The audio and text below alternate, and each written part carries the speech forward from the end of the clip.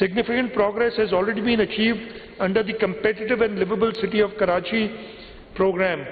Development works are undertaken on 151 schemes across all 25 town municipal corporations of Karachi, of which 147 schemes have already been completed. The remaining schemes are on track for completion by the end of the current month.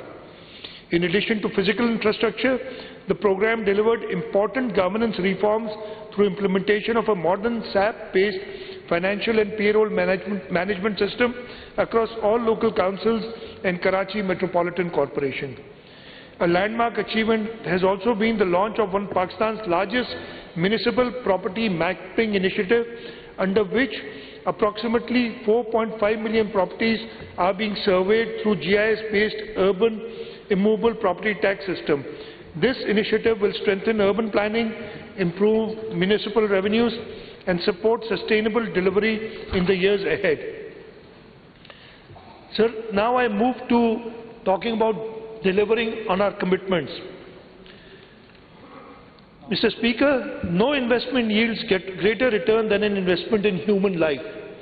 For this reason, the Government of Sindh has consistently prioritized healthcare as a fundamental pillar of its development agenda, with the objective of ensuring that every citizen has access to quality healthcare services regardless of income or place of residence. I am pleased to report that substantial progress has been achieved across the healthcare sector during financial year 2025-26. Sindh today hosts some of the finest public healthcare institutions in Pakistan, serving only not the people of Sindh but patients from across the country, or should I say patients from across the world. The National Institute of Cardiovascular Disease continues to expand access to specialized cardiac care. During the current year, the new outpatient complex, inaugurated by Chairman Bilawal Bhutto Zardari on 5th December 2025, became operational with an investment of approximately rupees 1.2 billion and is currently serving 46,230 patients every month, while conducting nearly 40,500 diagnostics tests monthly.